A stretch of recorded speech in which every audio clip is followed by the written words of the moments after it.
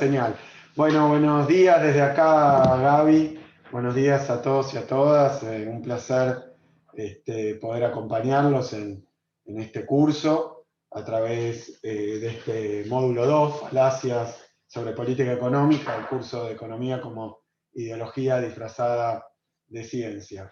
Entiendo por lo que me comentaba la organización que tengo aproximadamente 45 minutos para hacer la exposición, así que me voy a abocar a eso y luego habrá un tiempo para preguntas y para intercambio. Así que bueno, agradecidísimo por la invitación, además honrado no solo por la iniciativa en general, de IDEAL, sino también porque hayan pensado en mí.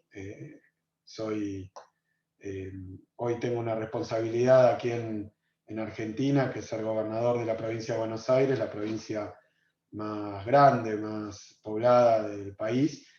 Y bueno, y estamos en las luchas que Gabriela comentaba hace un ratito. De todas maneras, quería primero decirles que hay dos artículos que aporté como bibliografía, además de lo que sería el cuadernillo que forma parte del material del curso, y que esos dos artículos tienen parte del material que voy a desarrollar hoy.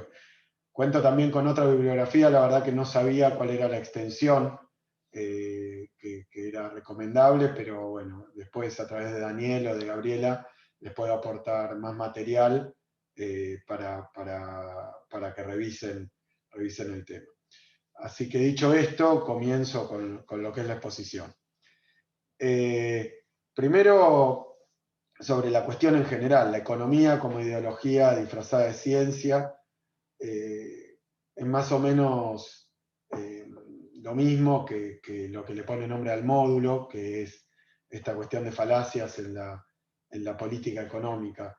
Es cierto que habitualmente los que nos dedicamos a la economía como disciplina, como profesión, como área de estudio, solemos diferenciar entre lo que es la economía científica y la economía vulgar. Esto pasa y ocurre desde el comienzo de la aparición de la economía política, allá por el siglo XVIII, fines del XVIII, comienzo del XIX, y sobre todo con los aportes que se hicieron más adelante en economía crítica.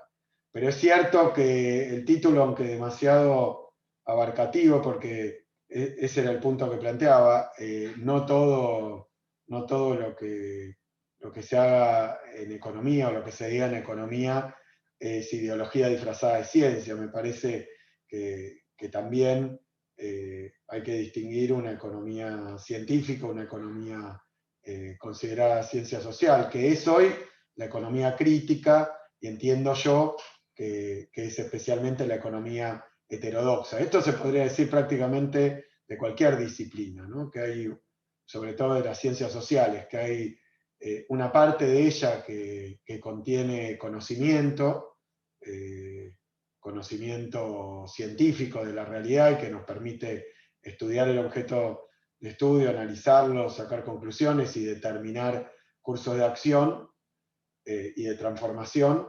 Y hay otra parte de la disciplina que opera como ideología. Esto es cierto, creo yo, en todas las ciencias sociales, pero especialmente en la economía, porque la economía es una materia que remite directamente a los intereses del poder. Por lo tanto, cuando la economía es ideología disfrazada, en realidad lo que hace es justificar determinadas decisiones, determinados puntos de vista, que después se representan en políticas económicas, que justamente lo que hacen es reconocer y abrevar en un solo interés, que es el interés de la clase dominante. Dicho esto, que me parece que es importante distinguirlo, porque si no todo lo que digamos en economía va a ser considerado un elemento vulgar, un elemento intencionado. Así que quería hacer esta aclaración. Lo que pasa es que hecha esta aclaración y solo a modo introductorio, tenemos varias limitaciones porque obviamente todo economista debe pensar que la suya es la ciencia y el resto es ideología, como ocurre, como decía, en todas las ciencias sociales. Yo pienso que en el caso particular de la economía, esto es todavía más complejo y más grave porque la economía va a la raíz misma del proceso social y de las políticas públicas. Pero pienso también que es imposible, aún para los que profesan las ideas de la economía ortodoxa, de la economía mainstream o de la economía dominante, es imposible no reconocer que cada decisión económica y cada análisis económico involucra intereses contradictorios. Al involucrar intereses contradictorios, lo que estamos diciendo es que toda decisión económica, toda política económica, favorece a algunos y perjudica a otros. Así que en este caso lo que voy a decir, más allá de las distinciones más profundas de qué es ciencia y qué no es ciencia, es que la economía de la que yo participo o el pensamiento económico del que participo lo que hace es representar los intereses, sí, de un sector que es el sector del campo popular, del pueblo, de las grandes mayorías. Así que más allá de qué es ciencia y qué no es ciencia, creo que hay determinado pensamiento económico, ideas económicas, doctrinas económicas y posiciones de política económica que siempre empujan hacia el interés de los poderosos, del capital concentrado, del capital internacional, y hay otra teoría económica que defiende, representa los intereses populares. Ese es mi punto de partida, sin hacer una disquisición epistemológica más grande. Ahora, quería comenzar, porque voy a organizar el curso haciendo eje en 3 cuestiones económicas, de política económica, porque estas son falacias de la política económica, 3 cuestiones de la política económica que tienen que ver con 3 autores, y que lo vamos a pasar, por supuesto, de una manera, en el tiempo que tenemos, bastante veloz, pero que para eso les proporcioné el material. El primero de esos autores, John Maynard Keynes, así que quiero hablar un poco de la política económica en relación a la cuestión de la creación de empleo y del empleo. Así que voy a hablar primero de una falacia que podría sintetizarse en la política económica acerca de las causas del desempleo, que es una falacia que sostiene que hay desempleo porque los salarios son demasiado elevados, demasiado altos. Esa es una falacia que voy a atacar con las ideas de Keynes. Hay una segunda falacia que quiero discutir, que es la de la división internacional del trabajo o la primarización de los países periféricos. Esta falacia sostiene que los países periféricos deben dedicarse solamente a la producción de materia prima, no deben industrializarse.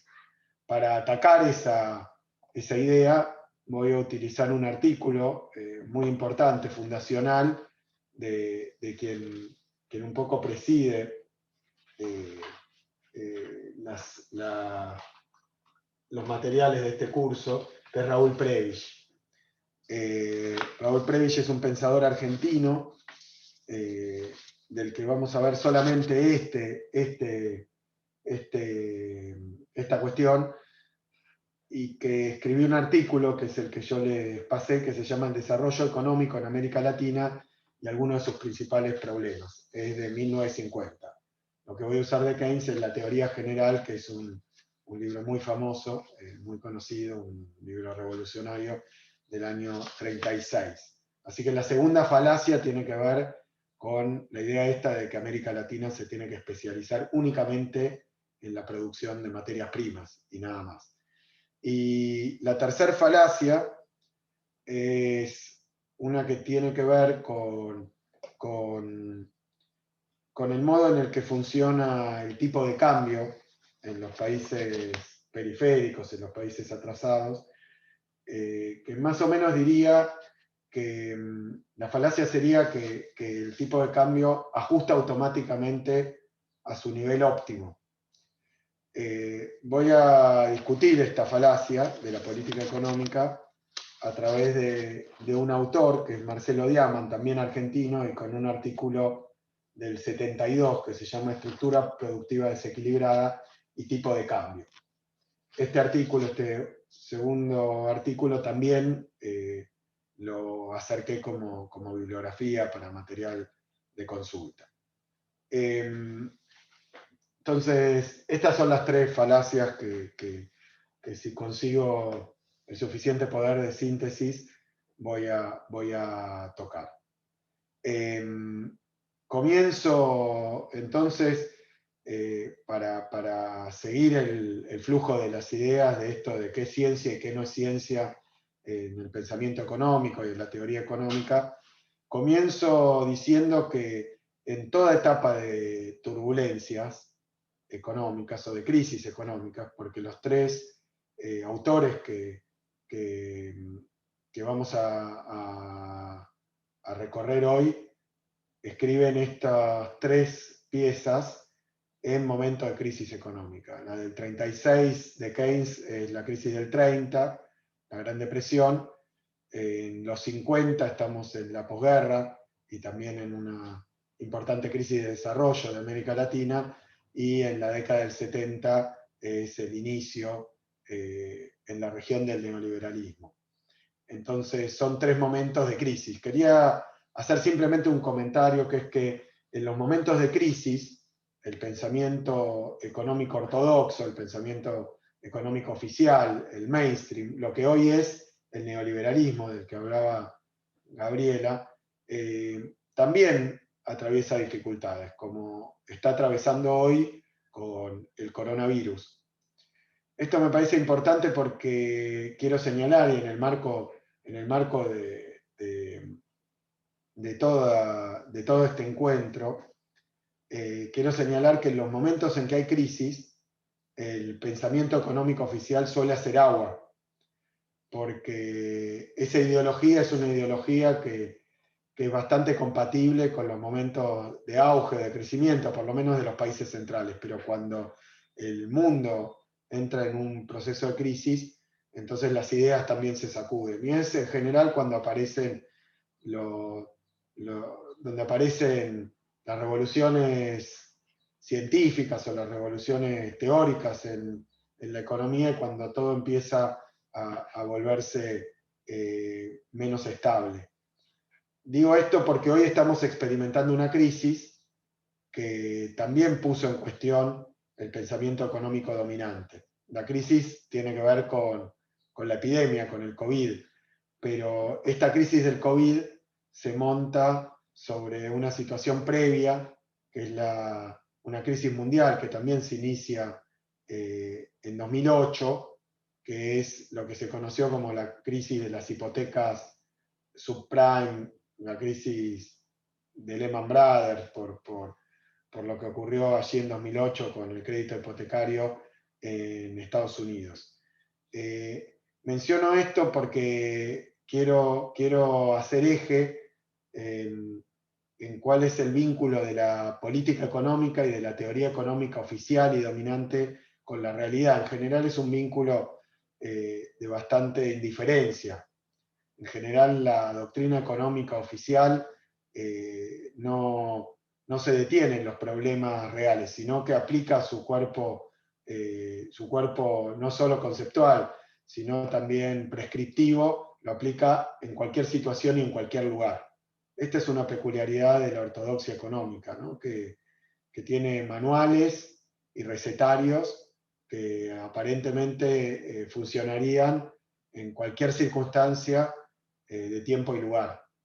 Pero cuando se produjo la crisis que se inició en 2008, yo quiero mencionar quiero citar unas palabras que pronunció el entonces presidente de Estados Unidos, George W. Bush, ante el Congreso.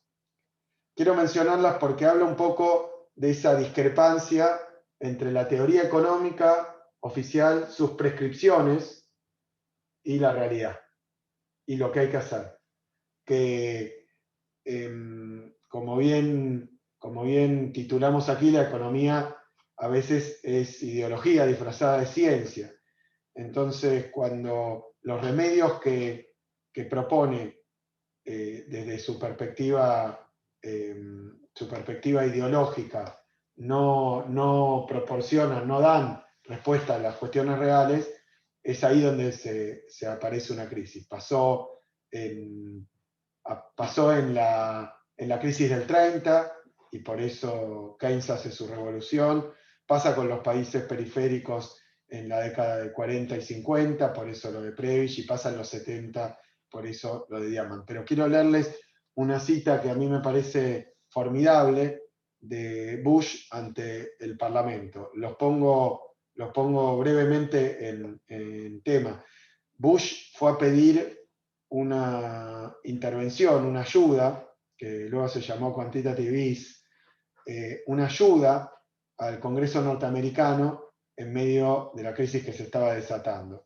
Y sus palabras son las siguientes. Le dice a los congresistas: soy un convencido creyente en la libre empresa, de manera que mi instinto natural es oponerme a la intervención del Estado. Pero estas no son circunstancias normales. El mercado no está funcionando adecuadamente. Hay una difundida pérdida de confianza. Sin una acción inmediata del Congreso, Estados Unidos puede resbalar en el pánico. Si el Congreso no lo aprueba, la nación puede enfrentar una larga y penosa recesión.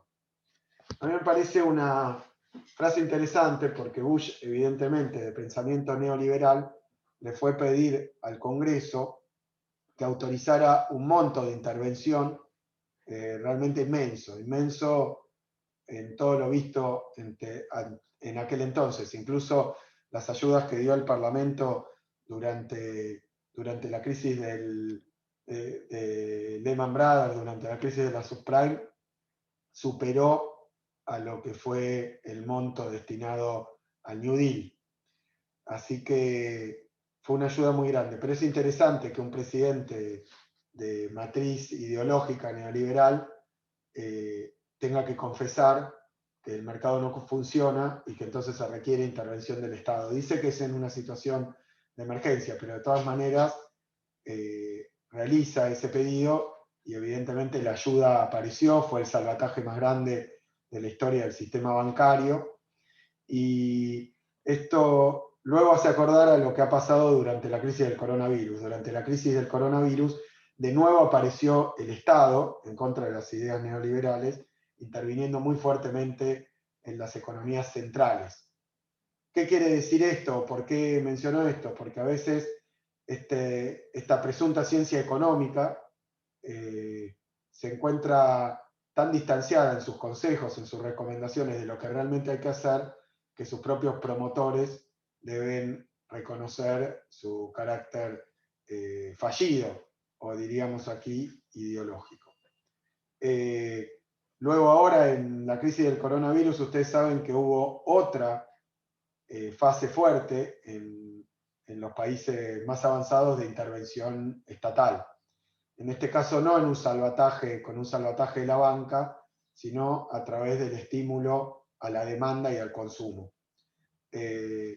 Primero Trump, antes de perder las elecciones, y más adelante Biden, entre tantas medidas, una que hizo absolutamente novedosa y contraria a la ideología neoliberal, fue remitir cheques con montos considerables, $1.200 primero y $1.400 después, a 150 millones de norteamericanos. Le enviaron por correo, esto es bastante conocido, pero luego silenciado, le enviaron por correo un cheque que en su momento venía firmado por el propio presidente Trump a su casilla de correo para estimular el consumo y la demanda en la crisis del coronavirus.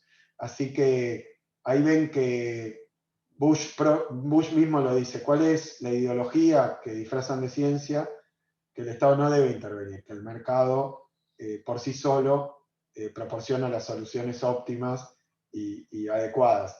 Y sin embargo, en momentos de crisis, los propios promotores de estas doctrinas tienen que infringirlas. Y eso lo hemos visto en la crisis de 2008 con Bush y luego en la crisis del COVID con Trump primero y Biden después. Esta es una introducción a lo que voy a contar ahora. Yo le pasé, creo que a la organización, no sé si la pueden poner de fondo mientras yo hablo, una filmina. Ahí está.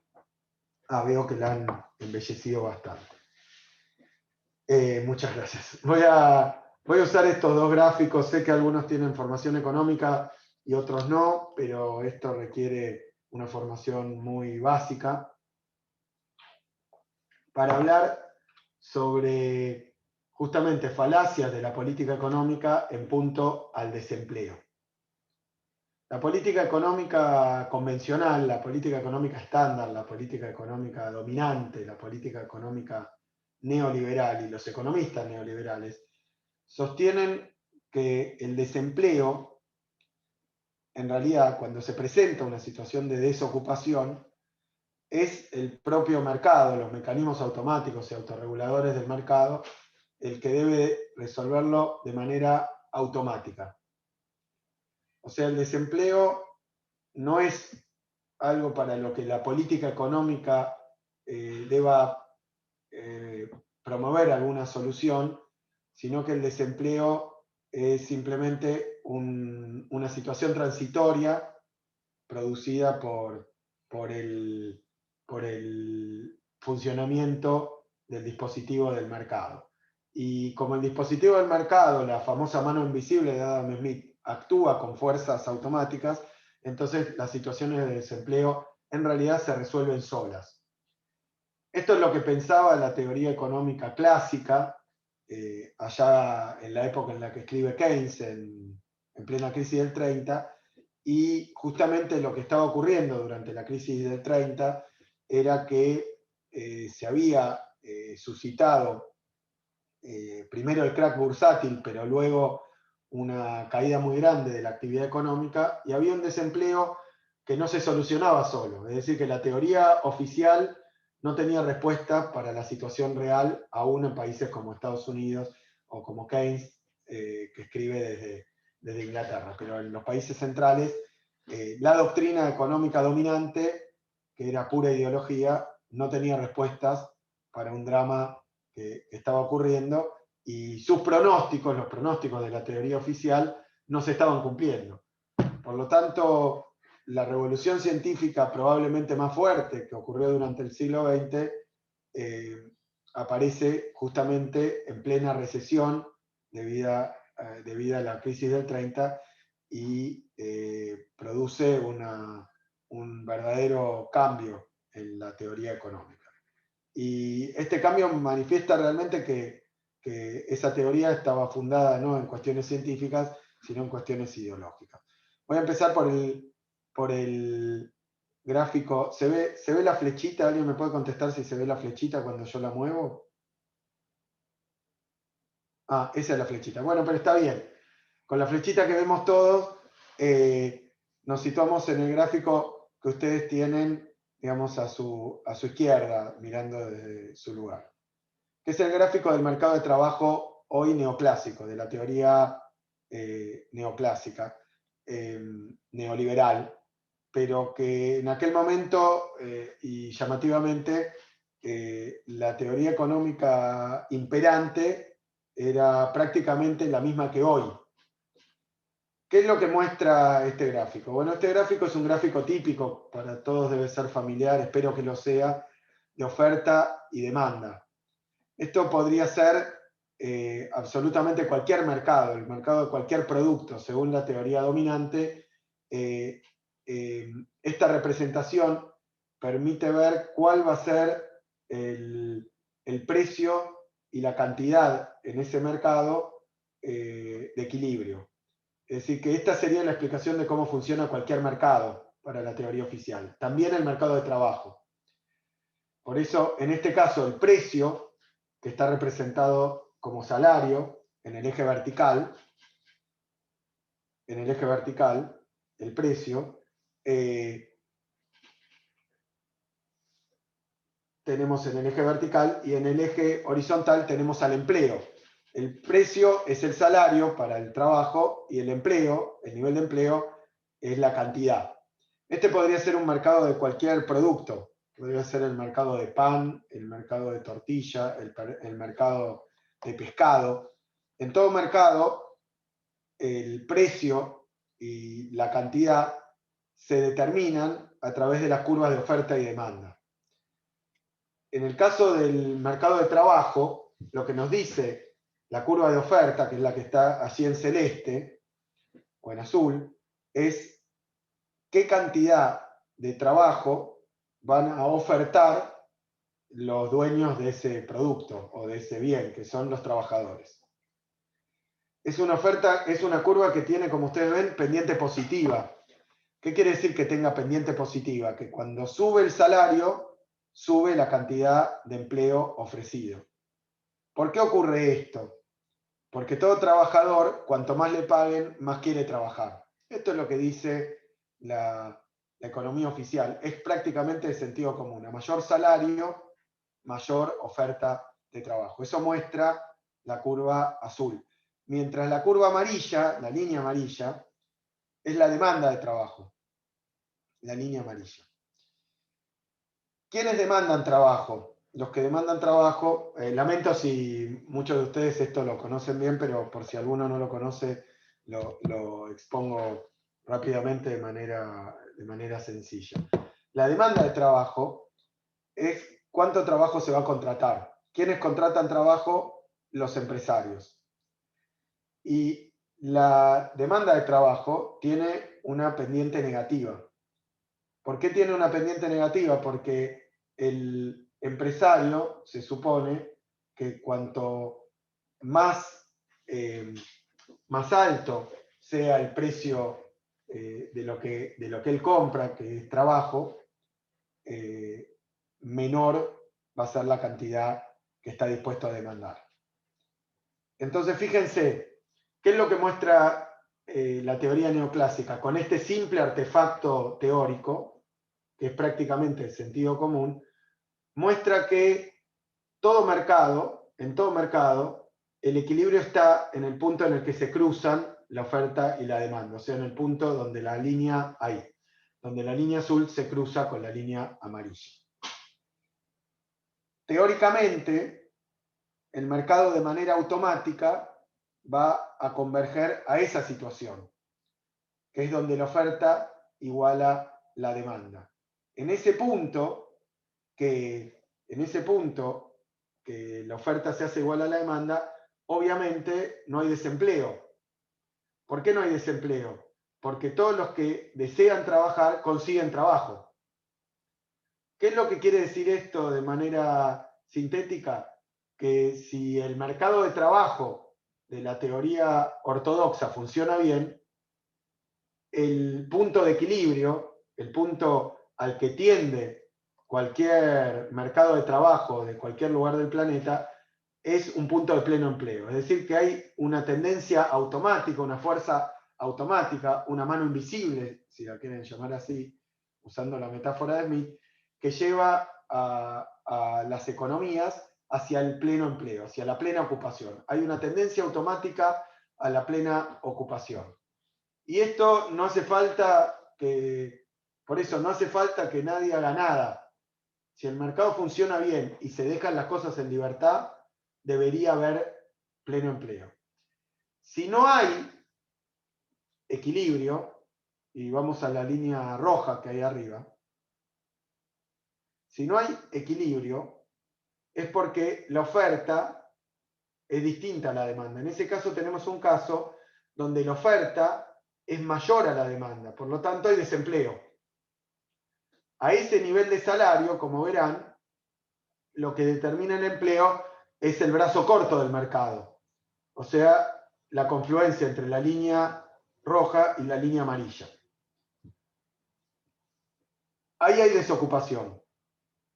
Con este aparato teórico, la economía neoclásica, los economistas neoclásicos intentan explicar cualquier situación de desempleo. ¿Qué es lo que dicen? Si el salario está allí, en donde está la línea roja, entonces el nivel de empleo no va a ser el de pleno empleo, que es donde confluyen la línea azul y la línea amarilla. Por lo tanto, ese desempleo debería resolverse de la siguiente manera. Como hay más gente que quiere trabajar que la que efectivamente trabaja, los trabajadores están dispuestos a reducir el salario y a medida que el salario se vaya reduciendo, entonces la economía va a ir yendo hacia donde se cruzan ambas líneas y va a llegar a la situación de plena ocupación.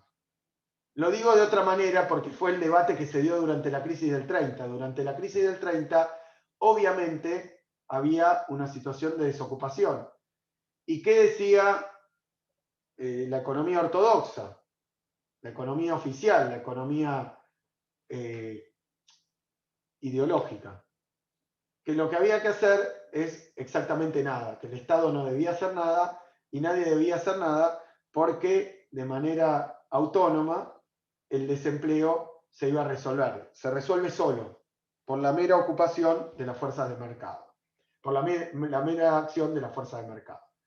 Ahora, ¿qué es lo que ocurría cuando surge la revolución teórica de Keynes? Lo que ocurría es que la prescripción, la predicción de la economía de los economistas liberales, de los economistas ortodoxos, no se estaba cumpliendo.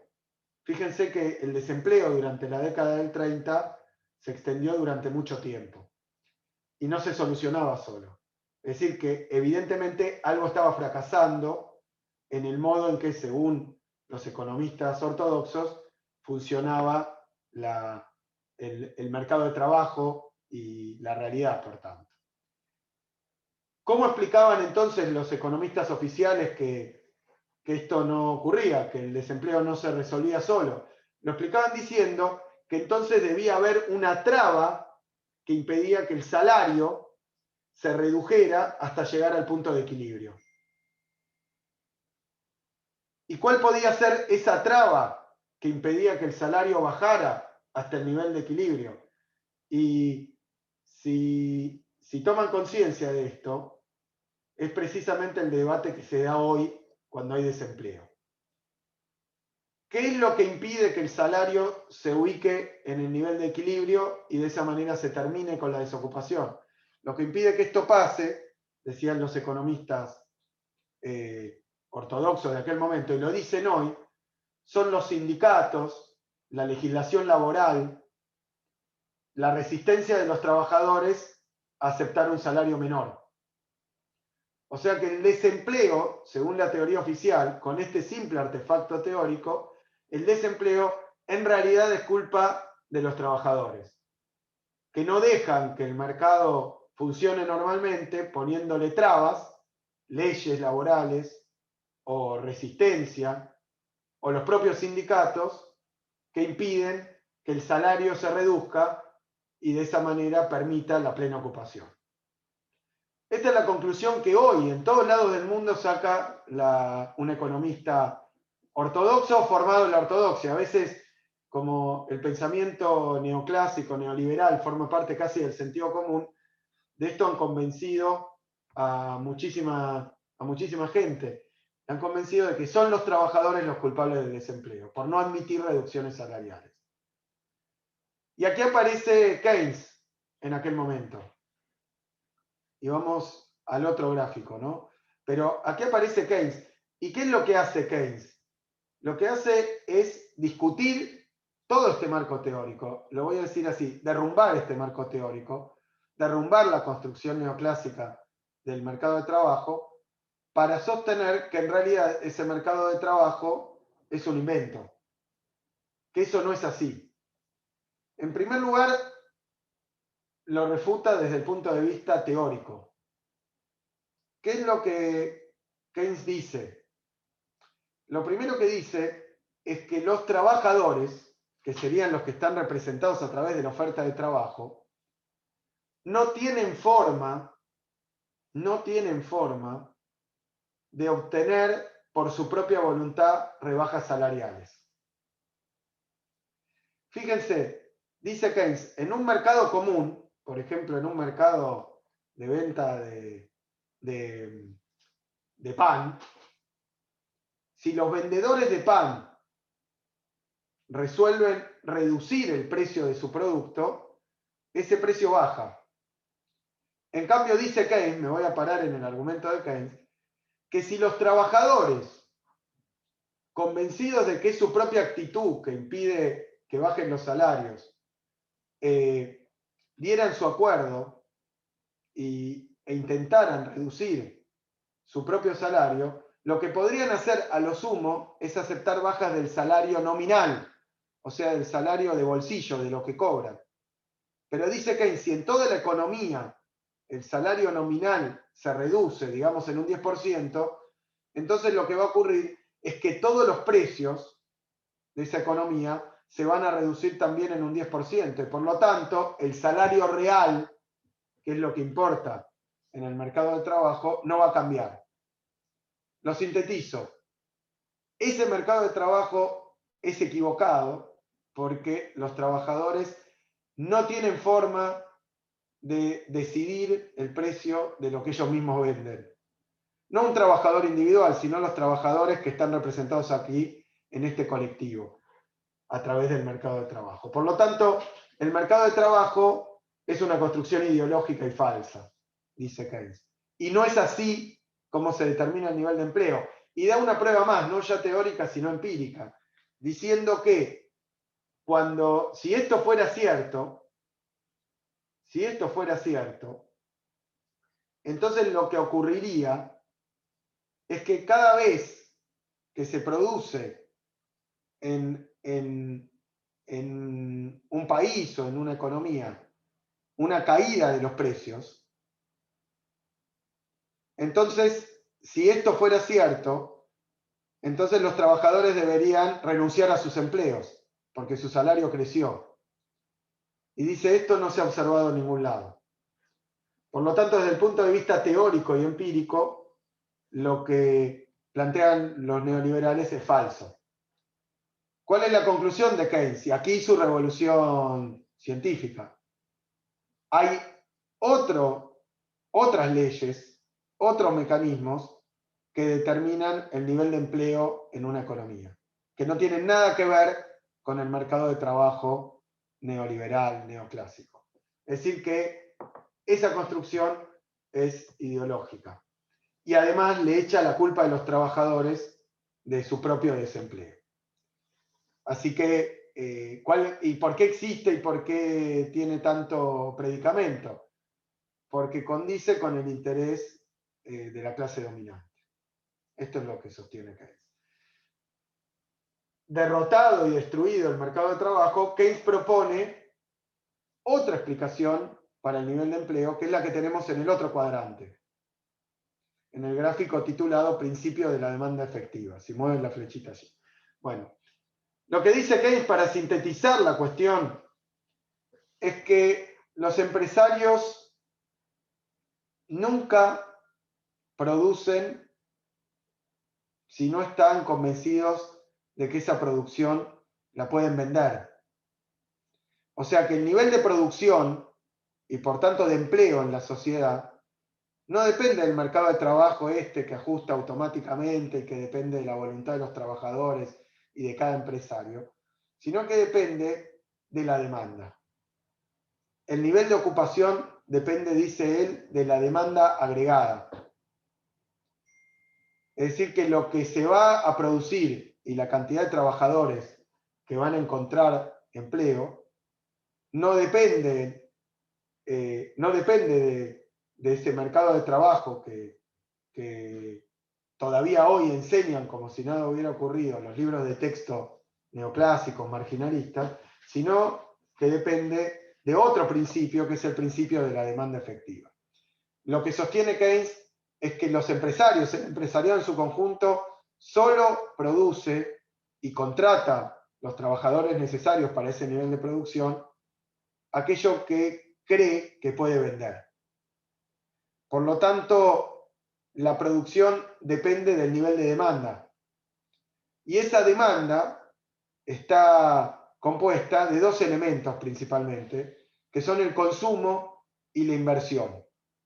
El consumo y la inversión, agregados.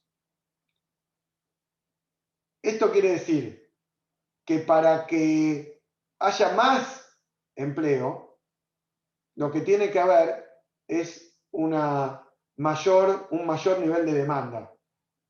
Un mayor nivel de demanda. Y esto significa también que si los empresarios consideran que la situación económica es tal que no conviene invertir, si sus expectativas son malas, entonces van a producir por debajo de los niveles de pleno empleo. Y eso es una situación de equilibrio también. Lo digo de una manera más sencilla. Keynes dice que hay situaciones de equilibrio con desempleo, mientras la teoría neoliberal dice que toda situación de desempleo es de desequilibrio. Por lo tanto, cuando hay desempleo, las fuerzas del mercado operan hacia el equilibrio y el desempleo se resuelve solo, se soluciona solo y se cura solo. Mientras lo que Keynes dice es que el desempleo, el nivel de empleo y por tanto el desempleo puede ser de equilibrio y que esto no se soluciona solo. Que para que una condición de desempleo se resuelva, hace falta modificar los niveles de demanda. Y es aquí donde aparece la acción del Estado. Y esta es la revolución teórica de Keynes que lleva a una revolución en la política económica también. Con la explicación neoliberal, cuando hay desempleo, el Estado no tiene nada que hacer. Con la explicación keynesiana, cuando hay desempleo, el Estado tiene la posibilidad, y casi diría, la obligación de generar mayor demanda. De generar mayor demanda.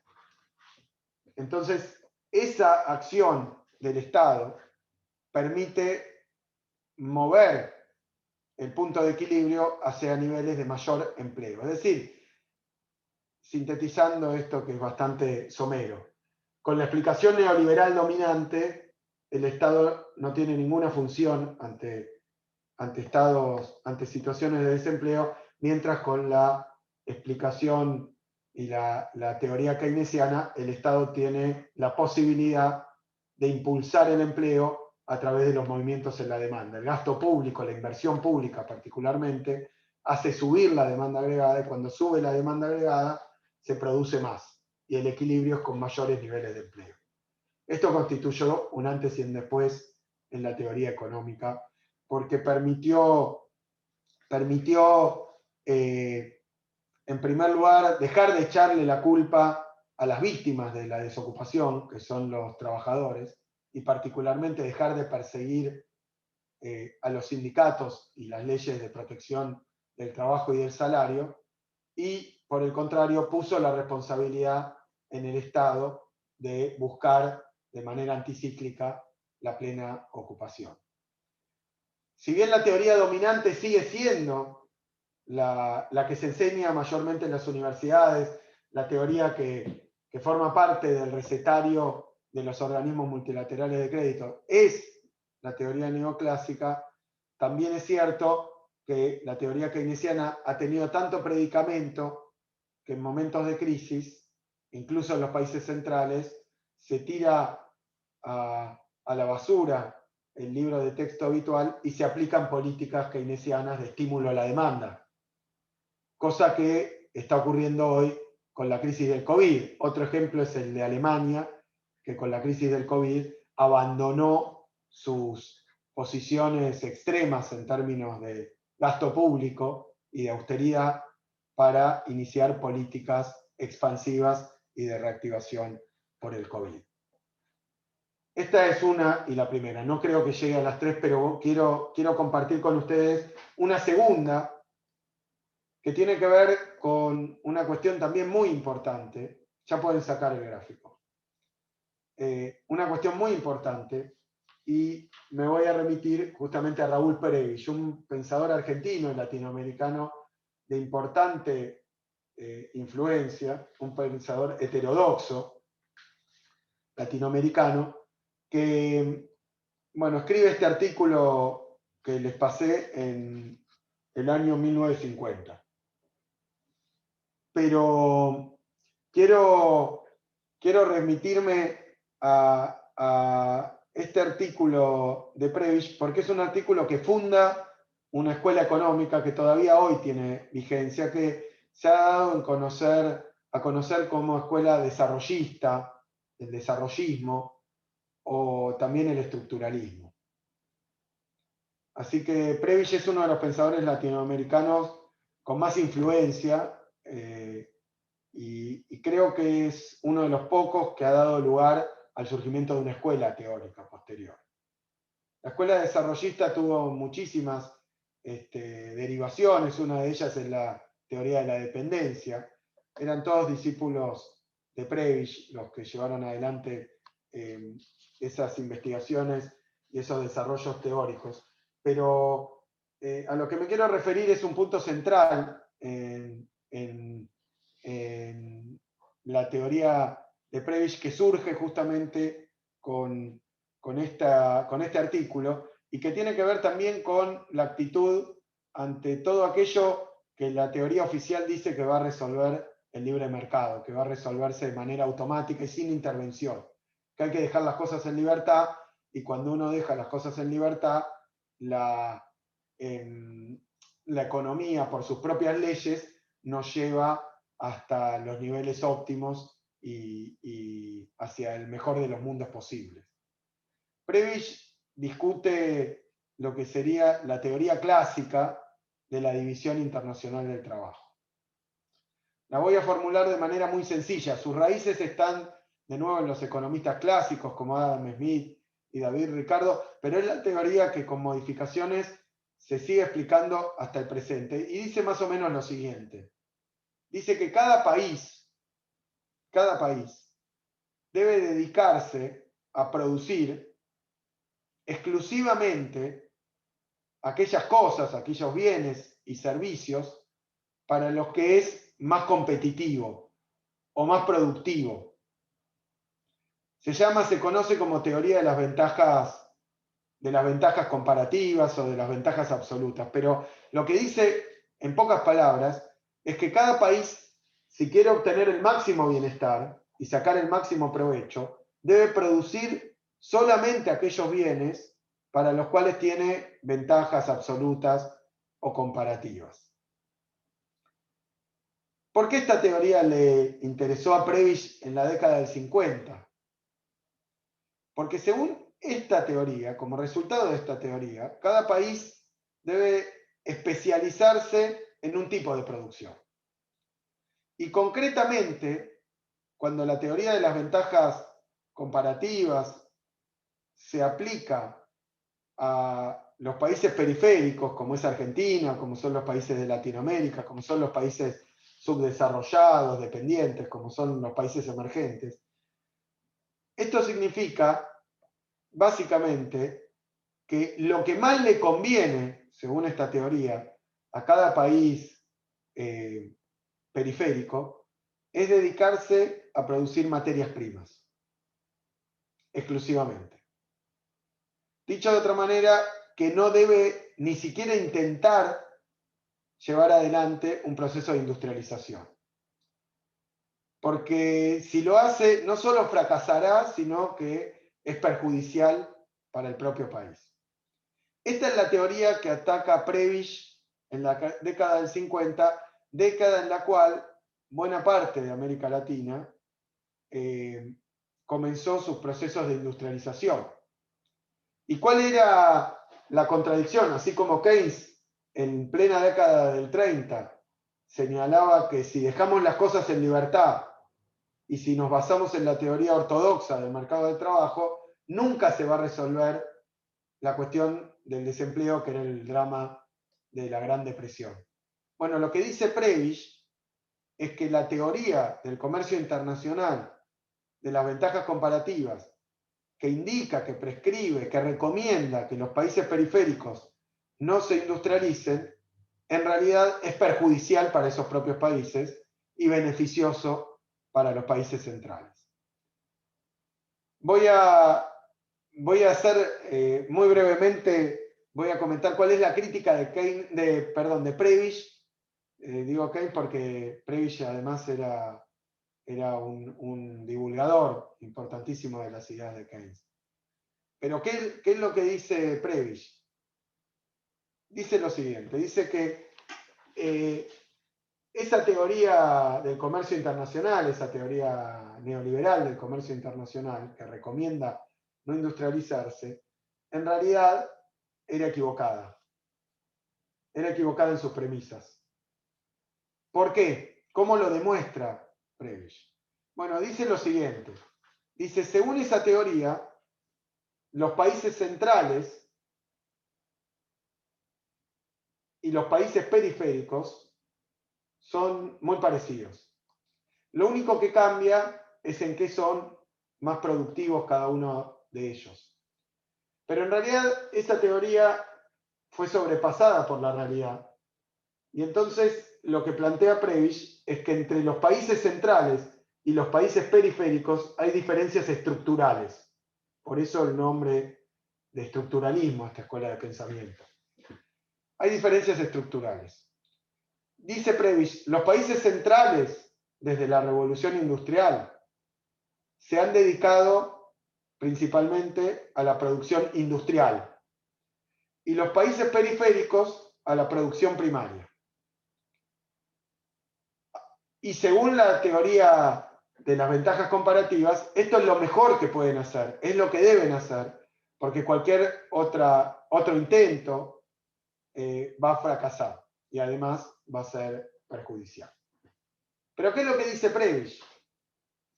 Evidentemente, los países centrales que se dedicaron a la producción industrial son los países que más desarrollo tecnológico tienen. Porque obviamente hay más desarrollo tecnológico en la industria que en la agricultura o en la minería o en otras producciones primarias. Entonces, según la teoría oficial, dice Prebisch, ese desarrollo tecnológico que ocurre en la industria, por tanto en los países centrales, en realidad va a tener frutos que se van a distribuir no solo a los países centrales, sino también a los países periféricos, porque por eso es conveniente especializarse en la producción primaria, porque aún si el desarrollo técnico ocurre en los países centrales con más intensidad, también los países periféricos van a disfrutar y van a recibir los frutos del desarrollo tecnológico. Eso es lo que dice la teoría. Prebisch dice, eso nunca pasó. Eso no pasó. ¿Y cómo demuestra que no pasó?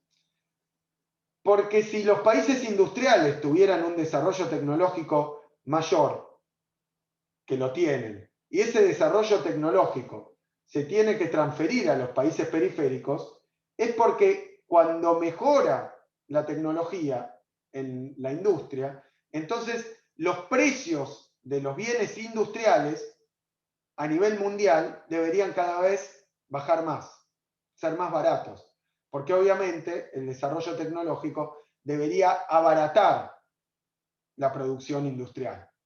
Y entonces los países periféricos, dedicándose a producir alimentos o materias primas de cualquier tipo, disfrutarían de las ventajas del desarrollo tecnológico porque comprarían los productos industriales más baratos.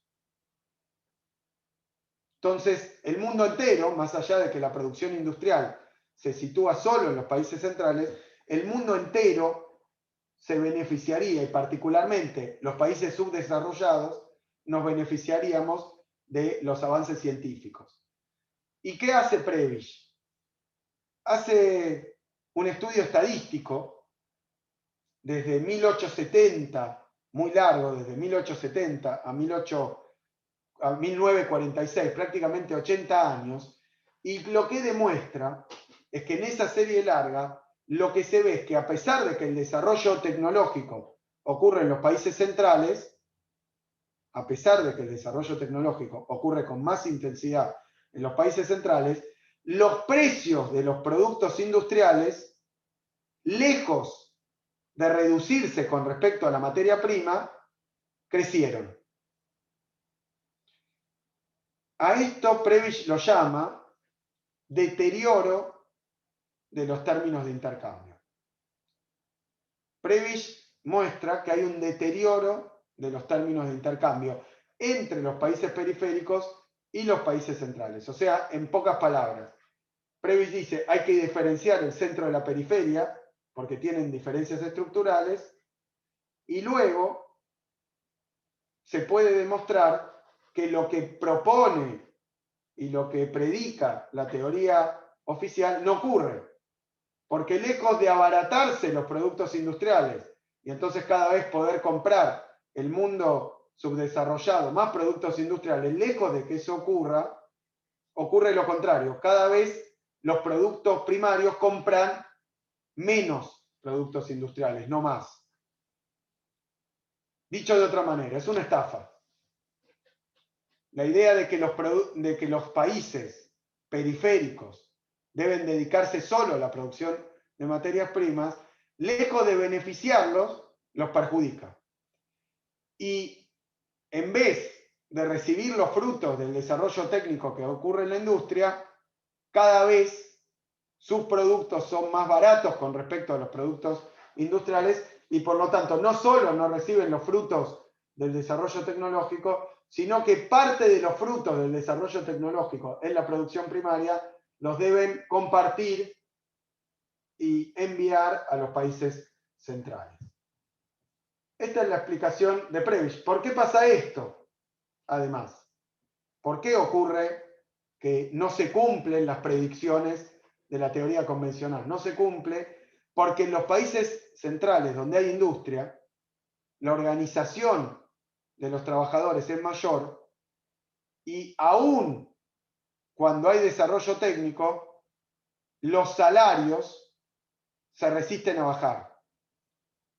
En cambio, en los países periféricos, que la clase trabajadora está más desorganizada, está menos agrupada en sindicatos, los salarios bajan en cada crisis. Por lo tanto, los niveles de precios de los productos industriales que se determinan en los países avanzados no se reducen tanto como los precios de las materias primas. Conclusión de Prebisch. Conclusión de Prebisch. Es equivocado atenerse a las prescripciones, a las recomendaciones de la teoría ortodoxa, de la teoría oficial, y al contrario de eso, lo que Prebisch dice, y con esto funda la escuela desarrollista, es que en los países periféricos hay que tomar medidas y desarrollar políticas para generar una industrialización también. Es decir, deben industrializarse también los países periféricos. Eso se convierte en el programa político del desarrollismo y bueno, después tiene una evolución hasta el presente. Pero ciertamente, y para terminar, esto va un poco a la idea que se plantea en el curso. Primero, mostrar que buena parte de la teoría económica no tiene ni fundamento teórico ni fundamento empírico. Pero si esa teoría económica no tiene fundamento teórico o empírico, entonces lo que recomienda como política económica, en el caso de Keynes, ante el desempleo, que el Estado no haga nada, en el caso de Prebisch, que los países periféricos, subdesarrollados, no emprendan procesos de creación de valor agregado, de industrialización, sino que se especialicen solamente en la producción de materia prima y todo el resto lo adquieran en el mercado mundial de los países centrales. Esas dos recomendaciones no son recomendaciones basadas en ciencia, basadas en teoría, sino que son recomendaciones de carácter político e ideológico que favorecen a determinados sectores. Son una ideología que favorece a determinados sectores.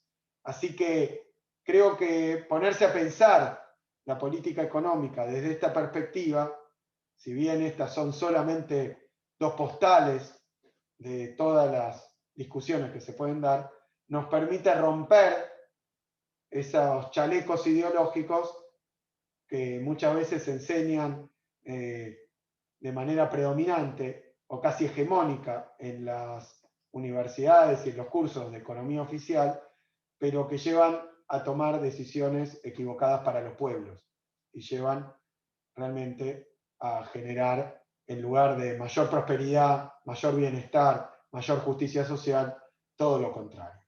Así que con esto termino para dar lugar a las preguntas. En todo caso, sigo profundizando en las preguntas, pero lo que quiero decir es que siempre hay que cuestionarse la teoría oficial porque se le da a veces un valor científico que no lo tiene.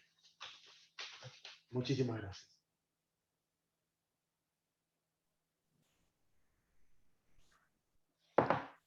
Hola Axel, muchísimas gracias por estar hoy este día con nosotros. Para mí es un gusto poder acompañar esta plática y vaya esto que mencionas, sobre todo como jóvenes que nos estamos formando, muchos de nosotros estudiantes de economía, pues claro, es fundamental que estemos cuestionando. Yo veía ahí las gráficas y pues yo sumamente familiarizada únicamente con la primera.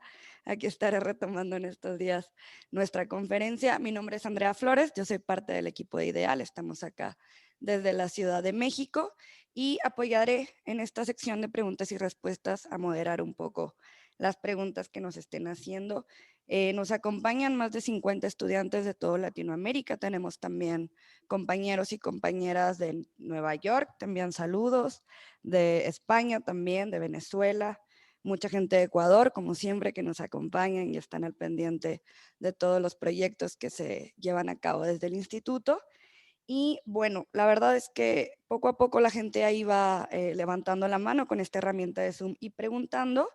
Iremos haciendo ahí el cálculo de las secciones y las preguntas de acuerdo aquí a la demanda que lleven a cabo los estudiantes.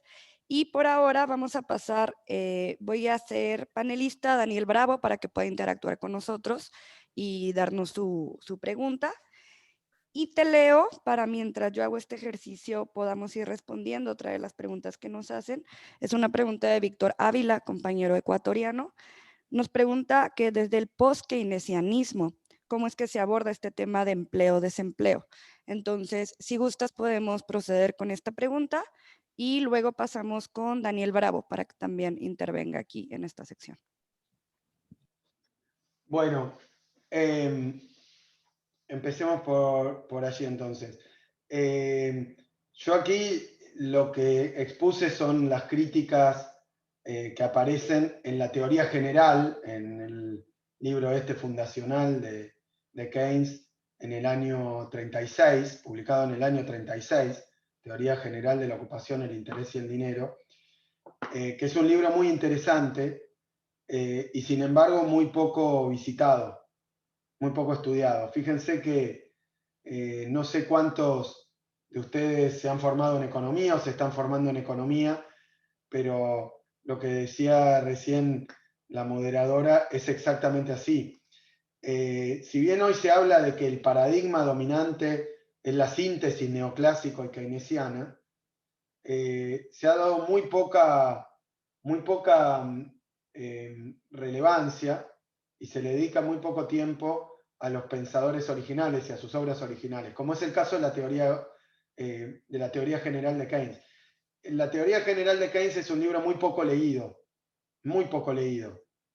Todos reconocen su importancia, nadie niega, niega el carácter, casi diría, brillante que tuvo la intervención de Keynes, y sin embargo nadie lee su libro. Yo recomiendo fervorosamente leer la teoría general, porque hay una sorpresa cuando uno lee la teoría general, que es que en la teoría general Keynes hace una crítica prácticamente de manera frontal a cómo se enseña la economía hoy, que es, de manera sorprendente, diría, casi idéntica a cómo se enseñaba antes de Keynes. Si uno toma cualquier manual, cualquier libro de estudio, libro de texto contemporáneo, bueno, en la época en la que yo daba clase eran los libros de macroeconomía dominantes, como, no sé, el de Dornbusch o Fisher, el de Branson. Bueno, libros que ahora creo que han sido suplantados por libros todavía más ortodoxos que estos. Pero el modo en el que se enseñaba el mercado de trabajo, por ejemplo, es exactamente igual a lo que critica Keynes. Y sin embargo, esos libros están escritos por autores que se consideran a sí mismos o se autodenominan keynesianos. Digo esto como pequeña introducción porque me hacían la pregunta sobre los post-keynesianos. Y yo creo que el pensamiento post-keynesiano, ni hablar del pensamiento neo-keynesiano, que son las escuelas que luego retoman a Keynes, son más parecidas a lo que Keynes critica que lo que Keynes sostiene. Por eso recomiendo leer la teoría general. Uno se lleva una sorpresa, casi un susto, cuando lee la teoría general, porque finalmente Keynes aparece criticando autores que hoy se llaman keynesianos en alguna de sus vertientes, ¿no? Neo, post, desequilibristas, donde fundamentalmente la explicación del desempleo es por rigideces.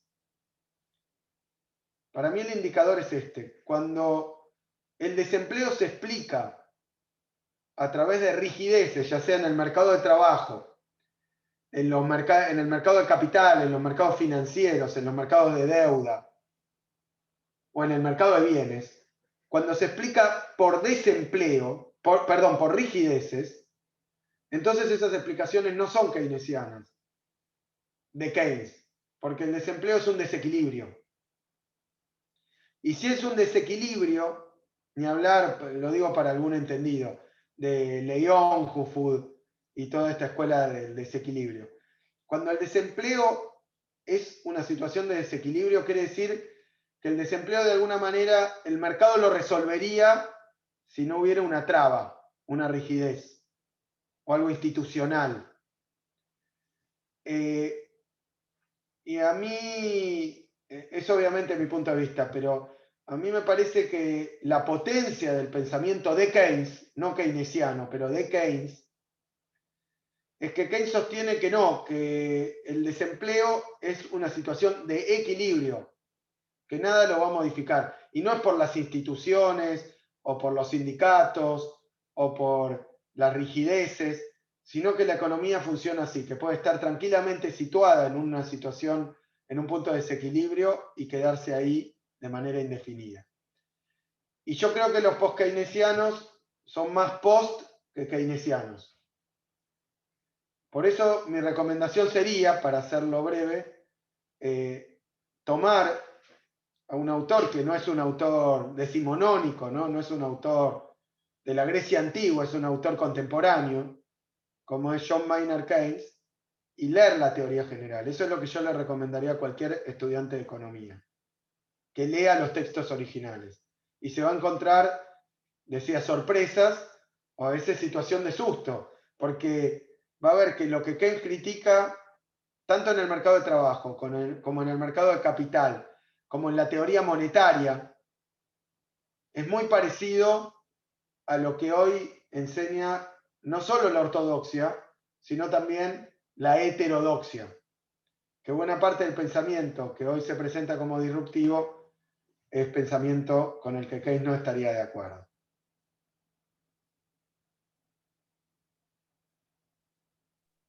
Vamos con la pregunta de Daniel Bravo, comentamos esta sección y ya empiezo también a leerte estas otras preguntas a llegarnos desde el chat. Vamos contigo, Daniel. Buenos días a todos, buenos días Axel. Mi pregunta está enfocada un poco más en la práctica económica. Está claro que los empresarios necesitan obviamente un nivel de demanda para poder operar dentro del mercado, y esa demanda está dada por las personas. Sin embargo, la pregunta es, ¿por qué ciertos empresarios defienden políticas neoliberales que hacen todo lo contrario, es decir, generar pobreza y precariedad y por ende reducir esa demanda de productos y servicios que a la final les termina afectando a ellos mismos? Gracias. Bien. Bueno, Daniel, buenos días, buenos días. Es una excelente pregunta porque tiene que ver con un fenómeno que la teoría marxista clásica llamaría alienación, pero hay veces que es mucho menos sofisticado. Me parece que simplemente hay partes del empresariado que defienden otras políticas y otros que no. Aquí en Argentina pasa bastante. Hay un empresariado compuesto por pequeñas empresas industriales, productivas, dirigidas al mercado interno, que en general, aún sin conocimiento económico, de teoría económica sofisticada, aún sin fundamento, casi diría de manera instintiva, rechazan o se insubordinan ante el pensamiento económico oficial, porque registran y consideran que las políticas que emanan de la teoría económica oficial los perjudican. Mientras hay un sector más concentrado, multinacional, financiero, que aún cuando las políticas sean recesivas, cuando lo que predomine sea la especulación o los negocios financieros, el endeudamiento, la fuga de capitales, sin producción, sin demanda interna, sin mercado interno y sin empleo, se benefician igual. Es decir, que creo yo que hay sectores o fracciones del empresariado que abrevan en estas políticas económicas y en esta teoría económica con más énfasis que otros. Si bien está tan generalizado, es tan predominante esta teoría, que es muy difícil encontrar quien enseñe otra. Así que muchas veces ni siquiera, por eso celebro y festejo la existencia de este curso, donde se puedan discutir estas cuestiones, ¿no? Porque el pensamiento o la currícula oficial de las universidades, que hoy básicamente, aún en los países periféricos, es copia del modo de enseñar economía en los países centrales, en las universidades norteamericanas más ortodoxas, pero aún en esas universidades, como son las universidades públicas argentinas, es muy difícil encontrar pensamiento heterodoxo. Entonces esta formación estándar se ha convertido prácticamente en una verdad revelada y bastante poco científica en su espíritu, ¿no? Porque no es objeto ni de discusión ni de refutación. Y esto es lo último que digo, porque leía el material que se difundió como cuadernillo para esta reunión, y recordaba, porque hacía eje en Ecuador y la dolarización, y mencionó a un ministro de Economía argentino, o al ministro de Economía vinculado con la convertibilidad de los 90 en la Argentina, que se llamó, o se llama, pues todavía vive, Domingo Felipe Cavallo, un economista argentino, que cuando establecieron la convertibilidad, una política económica espantosa, neoliberal espantosa que hubo en la Argentina, desindustrializadora, que generó desempleo, privatizaciones, que generó pérdida de salario, pérdida de derechos para las grandes mayorías populares. Pero Cavallo decía una frase que a mí siempre me impactó. Él decía, los economistas estamos todos de acuerdo, y los que no están de acuerdo tienen graves fallas conceptuales. Es decir, que lo que decía era que lo que él hacía estaba corroborado por la ciencia oficial y por lo tanto no había ninguna discusión.